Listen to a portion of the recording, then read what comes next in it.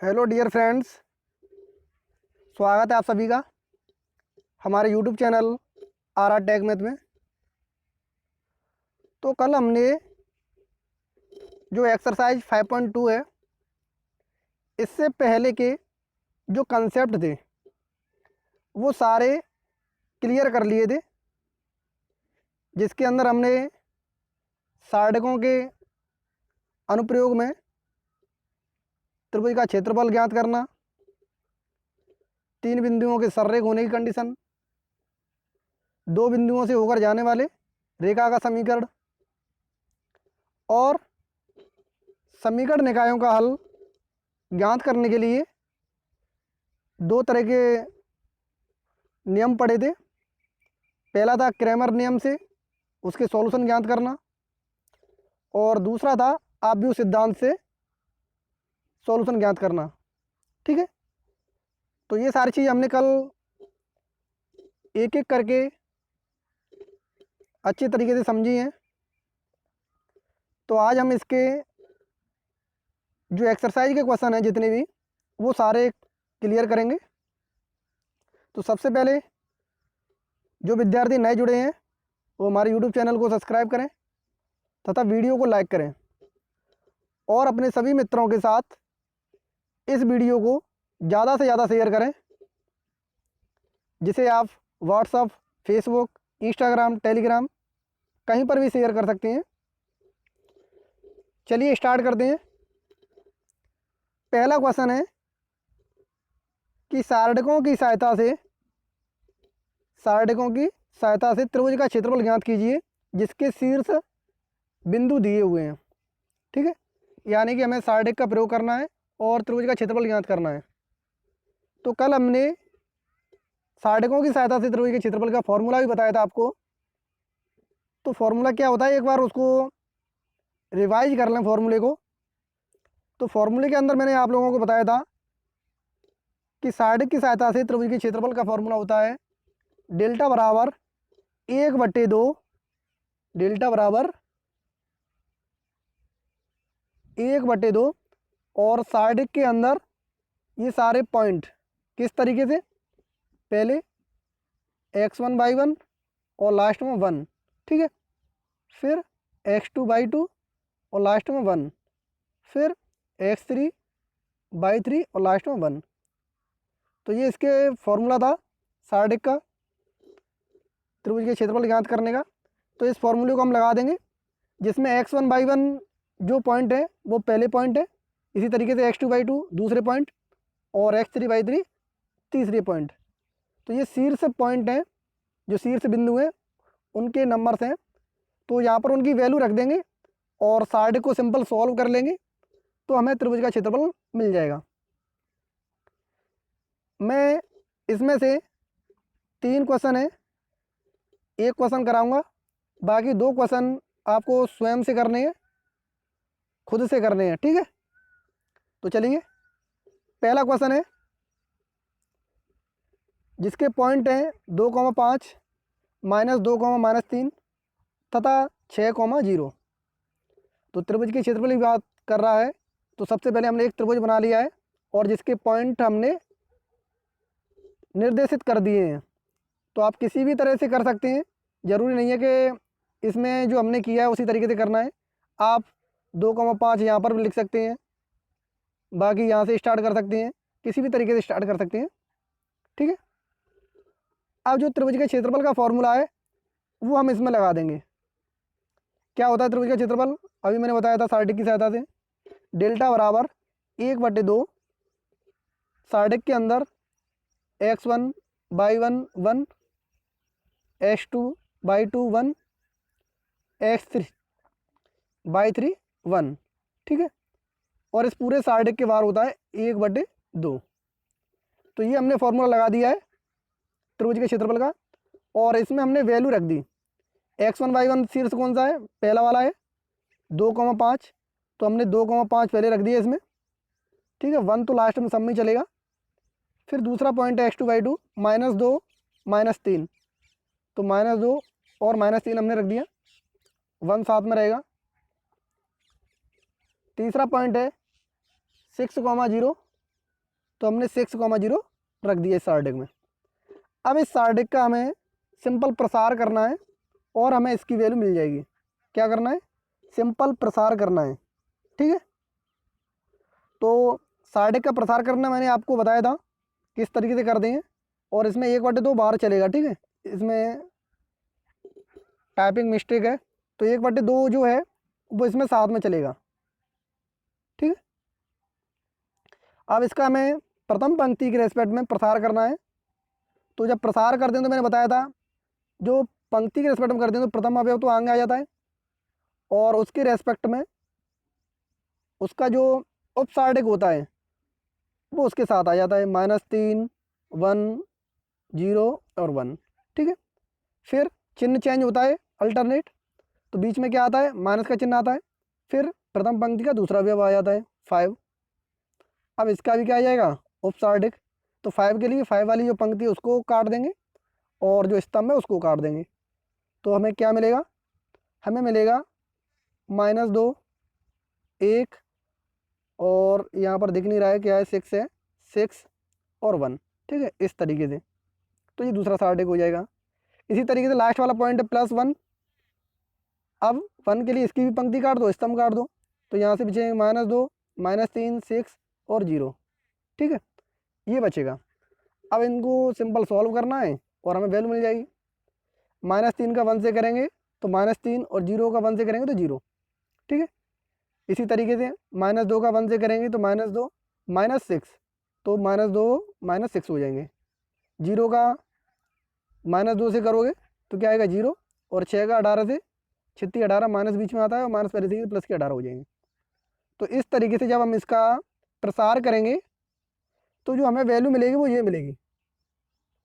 2 bracket के अंदर -3 -0 -5 bracket के अंदर -2 -6 +1 और ब्रैकेट के अंदर 0 + 18।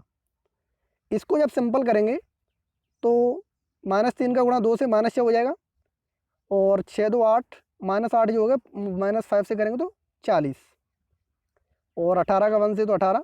अब इन सबको जोड़ लेंगे तो जो हमें वैल्यू मिलेगी वो मिलेगी 52। क्या मिलेगी? 52, और 1/2 आगे चल रहा है तो 2 का 52 में भाग देंगे तो 26। ये हमारा आंसर आएगा। अब त्रिभुज का क्षेत्रफल है, तो जब भी क्षेत्रफल की बात करते हैं तो हमेशा उसकी यूनिट लगाते हैं। ठीक है, तो यूनिट क्या होती है क्षेत्रफल की? वर्ग इकाई। तो यहाँ पर इसकी वर्ग इकाई यूनिट लगा देंगे। ठीक है, और अगर ये जो पॉइंट है वो हमें अगर सेंटीमीटर में या मीटर में दिए होते तो हम उस हिसाब से सेंटीमीटर स्क्वायर या वर्ग सेंटीमीटर या वर्ग मीटर इकाई लगा देते। तो ये सवाल आपको समझ में आ गया? मैं समझता हूँ कि ये आपको सवाल अच्छे तरीके से समझ में आ गया होगा। ठीक है, अब आगे बढ़ते हैं। इसके 2 क्वेश्चन हैं, वो आपको करने हैं, सेम टू सेम इसी तरीके से हैं, सिंपल है, आप कर सकते हैं। क्वेश्चन नंबर 2, इसके अंदर कहा गया है कि सारडिक का प्रयोग कर शीर्ष 1,4, 2,3 तथा -5, -3 वाले त्रिभुज का क्षेत्रफल ज्ञात कीजिए, और ये भी बताना है क्या दिए गए बिंदु सररेख हैं। यानी पहले हमें त्रिभुज का क्षेत्रफल ज्ञात करना है और ये कंडीशन बतानी है कि क्या ये जो बिंदु हैं वो सररेख हैं। सररेख का मतलब होता है एक ही लाइन पर पॉइंटों का होना। एक ही लाइन पर पॉइंटों का होना वो क्या कहलाता है? सररेख। तो सररेख की हमें कंडीशन बतानी है, और त्रिभुज की बात कर रहा है तो त्रिभुज के लिए जो पॉइंट है वो अलग अलग होने चाहिए, एक ही लाइन पर नहीं होनी चाहिए। और सररेख के लिए मैंने बताया था कि सररेख की जो कंडीशन है सारडिक की सहायता से, तो उसमें हम त्रिभुज का क्षेत्रफल ज्ञात करते हैं, और जो त्रिभुज का क्षेत्रफल आता है वो अगर = 0 आ जाता है तो हमारे जो पॉइंट हैं वो क्या हो जाते हैं? सररेख हो जाते हैं। तो वही हमें इसमें चेक करना है। ठीक है, तो जो पॉइंट दिए हैं उनको हम पहले त्रिभुज के शीर्ष बना लेंगे। तो एक त्रिभुज बना करके हम उनको दर्शा देंगे पॉइंटों को, 1,4, 2,3 और -5, -3। अब जो त्रिभुज का क्षेत्रफल का फॉर्मूला है अभी हमने जो बताया था उसे लगाएंगे, 1/2 साढ़े के अंदर x1/1 1, x2/2 1 और x3/3 1। तो यहाँ पर हमने उसकी वैल्यू रख दी। x1/1 जो है वो है 1,4, तो 1,4 रख दिया और 1 साथ में चल रहा था। फिर 2,3 1 और -5 -3 1। इसका भी हम सिंपल प्रसार कर देंगे प्रथम पंक्ति की रेस्पेक्ट में। तो इसकी जो वैल्यू आएगी वो आएगी 1/2 तो बाहर है ही, 1 ब्रैकेट के अंदर 3 + 3 माइनस के 4 ब्रैकेट के अंदर 2 + 5 प्लस 1 और ब्रैकेट के अंदर -6 + 15। इसे सिंपल करेंगे तो हमें जो वैल्यू मिलेगी वो मिलेगी 1/2 6 - 28 + 9। और इसे सिंपल करें जब घटा के तो हमें मिलेगा 1/2 -13। यानी जो हमारा आंसर आएगा वो आएगा -13/2। ठीक है। तो यहाँ पर जो त्रिभुज का क्षेत्रफल है वो नेगेटिव आ रहा है। और जब मैंने इसके कंसेप्ट पढ़ाए थे तो वहाँ पर मैंने कहा था कि जब भी त्रिभुज का क्षेत्रफल नेगेटिव आएगा तो हम पॉजिटिव लेके चलेंगे। ठीक है। क्योंकि जो एरिया होता है, एरिया ऑफ ट्रायंगल या किसी भी फील्ड का एरिया होता है, क्षेत्रफल होता है, वो हमेशा पॉजिटिव होता है। ठीक है।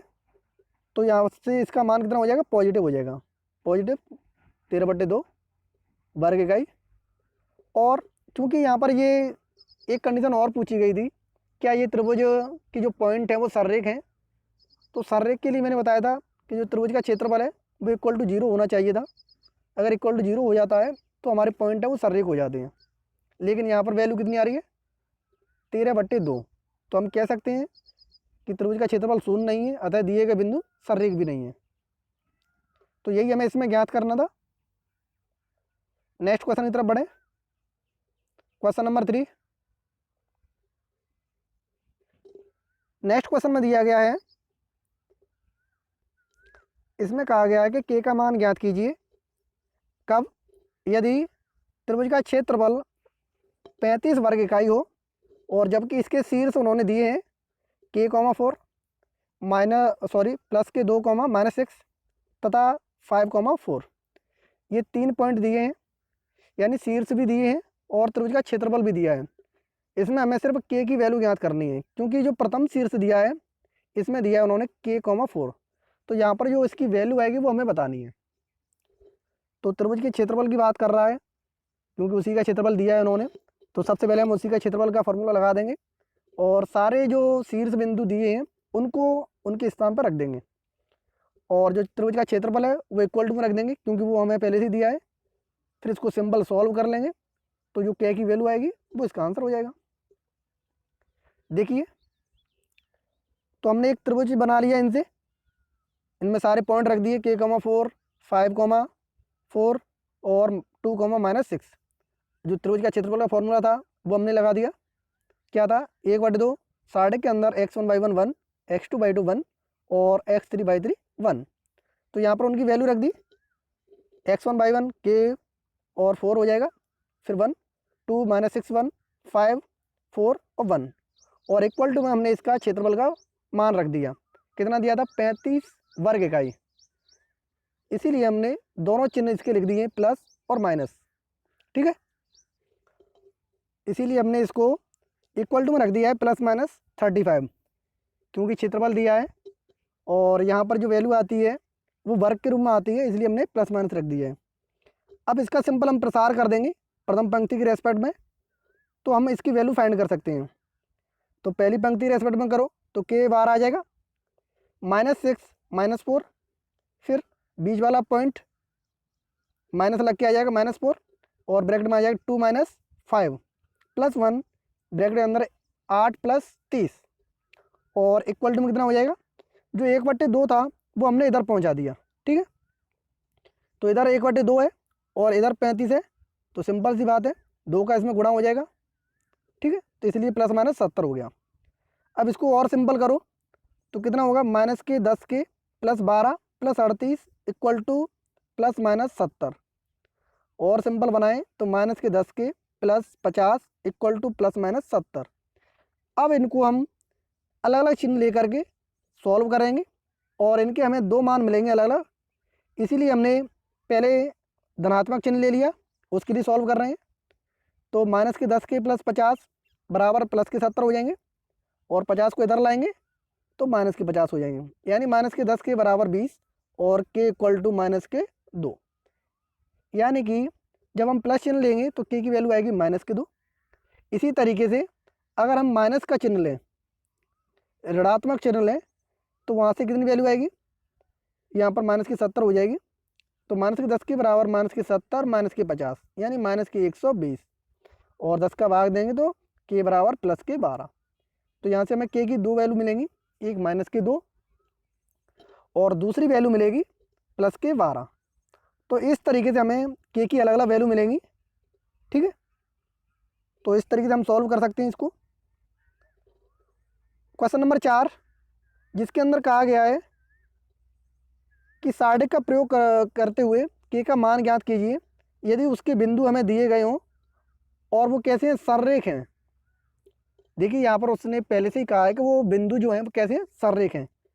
तो सररेख की बात कह रहा है खुद वो, तो हम कह सकते हैं कि इसकी जो त्रिभुज का क्षेत्रफल होगा वो इक्वल टू क्या होगा, 0 होगा, ठीक है। और बाकी सारे पॉइंट हम रख देंगे। तो सिंपल बस पॉइंट रखने त्रिभुज के क्षेत्रफल में, तो जो पॉइंट दिए वो रख दो, k 2 - 2k 1, फिर -k+1 2k और 1, -4 -k 6 - 2k और 1 इक्वल टू 0। अब इसका भी हमें सिंपल प्रसार करना है प्रथम पंक्ति की रेस्पेक्ट में, और उसको सिंपल से सिंपल सॉल्व करके लाना है, फिर हमें अपने आप k की वैल्यू मिल जाएगी इसमें। देखिए किस तरीके से हमें इसको प्रसार करते हुए लाना है। तो k तो बाहर रहेगा, प्रथम पंक्ति रेस्पेक्ट में कर रहे हैं, तो 2k का -6 - 2k, फिर -2 -2k ये बाहर आ जाएगा पूरा, और ब्रैकेट में अंदर आएगा -k+1 -4 -k, ठीक है। फिर लास्ट वाला पॉइंट +1, इसके अंदर जो पॉइंट आएंगे वो आएंगे -k+1 और माइनस इसका गुणा भी हो जाएगा किससे, 6 - 2k से, -4 -k और इसका गुणा हो जाएगा 2k से, ठीक है, इक्वल टू 0। तो इक्वल टू 0, इसको जब हम सिंपल प्रसार करेंगे और इसकी जो वैल्यू है उनको गुणा करते जाएंगे, तो यहाँ से हमें एक वैल्यू मिलेगी, क्या मिलेगी, 8k² + 4k - k4 equal to 0, ठीक है। अब हम क्या करें, इस पूरे समीकरण से 4 कॉमन ले लें। तो 4 कॉमन लेंगे तो क्या मिलेगा हमें, 2k² + k - 1 इक्वल टू 0। अब इक्वल टू 0 पहले से ही है, तो 4 का भी डिवाइड कर देंगे तो क्या हो जाएगा, वो 0 ही रहेगा, ठीक है। अब इसका हम क्या कर दें, गुणनखंड कर लें इसके, 2k² + k - 1 के। तो गुणनखंड इसकी होंगी 2k² + 2 - 1k - 1। तो यहाँ से इसके दो अलग अलग मान हो जाएंगे, 2k k+1 -1 k+1, यानी k+1 और 2k - 1 इक्वल टू 0। तो k की वैल्यू हमारे पास प्राप्त होंगी -1 और दूसरी प्राप्त होगी 1/2। तो इस तरीके से हमें यहाँ से भी k की दो वैल्यू प्राप्त होंगी। तो यहाँ पर उसने हमें सररेख की कंडीशन दी थी, इसलिए हमने सररेख वाली कंडीशन लगाई है और k का मान ज्ञात किया है। नेक्स्ट क्वेश्चन की बात करें तो इसमें कहा गया है यदि बिंदु 3, -2 x, 2 तथा 8, 8 सररेख हैं तो हमें x का मान सारणी की सहायता से ज्ञात करना है। सेम टू सेम इसी तरीके से है, इसका जो मान दिया है वो सररेख दिया है, तो हम त्रिभुज का क्षेत्रफल लगाएंगे और इक्वल टू से क्या कर देंगे, 0 कर देंगे, ठीक है। और हम x की वैल्यू फाइंड कर लेंगे। तो त्रिभुज के क्षेत्रफल का जो फॉर्मूला है उसमें हम इन बिंदुओं को रख देंगे और इक्वल टू 0 रख देंगे, क्योंकि सररेख की कंडीशन है इक्वल टू 0 त्रिभुज का क्षेत्रफल। तो क्या हो जाएगा, 3 - 2 1 x2 और 1 8 8 और 1। इसका प्रथम पंक्ति के रेस्पेक्ट में प्रसार कर दो। तो देखिए प्रसार क्या आएगा, 2 सॉरी 12 ब्रैकेट में 2 - 8 + 2 x - 8 + 1 8x - 16 इक्वल टू 0। इसको सॉल्व करेंगे तो हमें वैल्यू मिलेगी 10x - 50 equal to 0। 10x - 50 equal to 0, ये 50 है, तो यहाँ से 10x बराबर 50 और x बराबर कितना आ जाएगा, 5, यानी जो हमें x की वैल्यू मिलेगी वो 5 मिलेगी। सेम टू सेम उसी तरीके से था और ये सिंपल है, आप आसानी से खुद से सॉल्व भी कर सकते हैं। क्वेश्चन नंबर नेक्स्ट, जिसमें कहा गया कि सारडिक प्रयोग से दो बिंदुओं से गुजरने वाली रेखा का समीकरण ज्ञात करना है तथा त्रिभुज का क्षेत्रफल भी ज्ञात करना है यदि तीसरा बिंदु हमें ज्ञात हो तो। ठीक है, तो पहले हमें दो बिंदुओं से गुजरने वाली रेखा का समीकरण ज्ञात करना है। तो दो बिंदुओं से होकर गुजरने वाली जो रेखा का समीकरण था उसका फॉर्मूला मैंने कल आपको बताया था। वो क्या बताया था? एक्स वाई वन, फिर x1 y1 1, x2 y2 1, और ये पूरा इक्वल टू होता है 0 के। तो ये होता है दो बिंदुओं से होकर गुजरने वाली रेखा का समीकरण का मान। ठीक है, तो यही फॉर्मूला हमें इसमें लगाना है। देखो एक्स वाई वन रख दिया, अब जो पॉइंट है x1 y1 वाले वो हमने रख दिए 3 1 1 और 9 3 1 इक्वल टू 0। अब इसका हमें सिंपल प्रसार करना है प्रथम पंक्ति की रेस्पेक्ट में। तो जब सॉल्व करेंगे तो हमें अपने आप रेखा का समीकरण मिल जाएगा x minus 3y equal to 0। तो यही इसका क्या हो जाएगा? रेखा का समीकरण हो जाएगा। दो बिंदुओं से होकर जाने वाली रेखा का समीकरण क्या हो गया? x minus 3y equal to 0। अब चूंकि उसने दूसरा भी उसमें पूछा है कि त्रिभुज का क्षेत्रफल भी ज्ञात कीजिए, जबकि तीसरा पॉइंट दिया है, तो हम इसमें त्रिभुज वाला जो फॉर्मूला है वो लगा देंगे त्रिभुज के क्षेत्रफल का, और तीनों पॉइंट दिए हैं तो तीनों पॉइंटों को रख देंगे और फिर प्रसार कर देंगे प्रथम पंक्ति रेस्पेक्ट में। तो हमें त्रिभुज का क्षेत्रफल मिल जाएगा 10 वर्ग इकाई। ठीक है, तो ये इसका फॉर्मूला हो जाएगा। कर सकते हो इसे, सेम टू सेम है, कोई दिक्कत नहीं है इसमें। नेक्स्ट क्वेश्चन है, क्रैमर नियम से निम्न समीकरण निकायों के हल ज्ञात कीजिए। किस नियम से करने? क्रैमर नियम से। तो क्रैमर नियम का हमें प्रयोग करना है और उसकी सहायता से हमें इन समीकरणों के हल ज्ञात करने हैं। तो एक बार क्रैमर नियम जो है उसको रिवाइज कर लें। क्रैमर नियम क्या था, जल्दी से। क्रैमर नियम हमने फॉर्मूले पढ़े थे। क्या पढ़ा था कि जो डेल्टा होता है, यानी पहला जो सारडिक होता है, वो एक्स वाई के जो कोफिशिएंट होते हैं उसके मान होते हैं उसके अंदर। ठीक है, और जब हम डेल्टा वन की बात करें तो डेल्टा वन में जो एक्स वाली पोजीशन है वहाँ पर हम जो इक्वल टू वाले जो पॉइंट होते हैं उनको रखते हैं। ठीक है, और वाई वाली पोजीशन सेम टू सेम रहती है। ये डेल्टा वन हो गया। इसी तरीके से डेल्टा टू की बात करें तो डेल्टा टू में वाई वाली जो पॉइंट है उसकी जगह हम 9 7 रखेंगे और एक्स वाला एज इट इज रहेगा, और इनको हम सॉल्व कर लेंगे। ठीक है, तो ये तो होगा हमारे डेल्टा के बारे में। अब यहाँ से हम एक्स और वाई की वैल्यू कैसे ज्ञात करते हैं, उसके लिए जो नियम था कि एक्स बराबर होता है डेल्टा वन बटे डेल्टा। ठीक है, और वाई बराबर क्या था? डेल्टा टू बटे डेल्टा। तो यही फॉर्मूले हमें इसमें प्रयोग करने हैं और ये हमारा क्या है? क्रैमर नियम है। तो सबसे पहले हमने डेल्टा फाइंड किया है, जो एक्स और वाई के कोफिशिएंट है उनका सारडिक का मान। ठीक है, तो एक क्वेश्चन मैं बता रहा हूँ और दूसरा क्वेश्चन आपको खुद से करना है।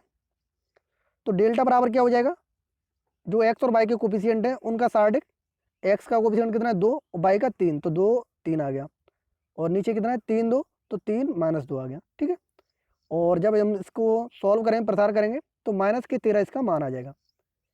अब डेल्टा वन मतलब एक्स वाले के लिए, तो जो हमारी एक्स वाली पोजीशन है जिसके कोफिशिएंट क्या है? 2 और 3, इसको छोड़ करके, यानी इसकी जगह हमें क्या रखना है? इक्वल टू वाले जो पॉइंट है वो रखने 9 7।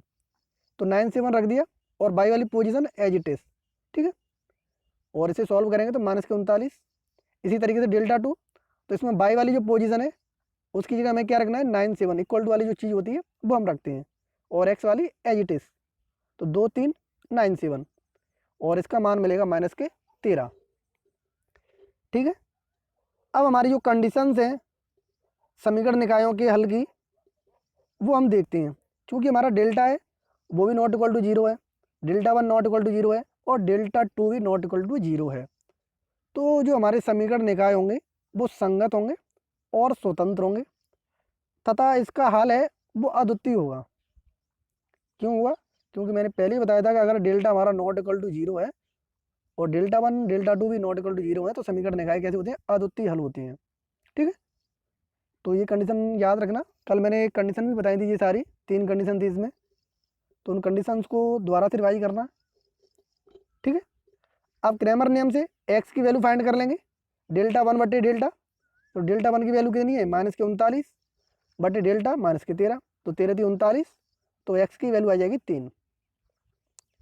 इसी तरीके से वाई की डेल्टा टू कितनी है, -13, और डेल्टा भी -13 है, तो इसकी वैल्यू कितनी आ जाएगी 1। यानी कि यहाँ से हमें समीकरण निकाय का जो हल मिलेगा एक्स और वाई का, वो एक्स बराबर 3 और वाई बराबर 1 मिलेगा। ठीक है, तो इस तरीके से हमें इसको सॉल्व करना है। तो इसका दूसरा क्वेश्चन है वो आपको खुद से करना है, सेम टू सेम इसी तरीके से है। इसमें भी delta delta one delta two निकालेंगे, और इसमें भी देखिए delta delta one delta two सारे नॉट इक्वल टू जीरो आ रहे हैं, तो इसका हल भी कैसा होगा, संगत, स्वतंत्र और अद्वितीय होगा। फिर हमें क्रैमर रूल्स लगाना है, तो हमें एक्स और वाई की वैल्यू मिल जाएगी। क्वेश्चन नंबर 8, क्वेश्चन नंबर 8 में है सिद्ध कीजिए कि निम्न समीकरण निकाय असंगत हैं। जो समीकरण निकाय दिया है वो असंगत है, ये हमें सिद्ध करना है। इसमें 2 क्वेश्चन है, इसमें से भी मैं एक कराऊंगा, एक आपको खुद से करना है। ठीक है, तो इसमें बताना है कि समीकरण निकाय कैसे असंगत है। तो समीकरण निकायों के लिए भी मैंने बताई थी संगत और असंगत की कंडीशन थी, तो वही हमें इसमें फॉलो करनी है और चेक करनी है कि समीकरण निकाय संगत है या नहीं है। ठीक है,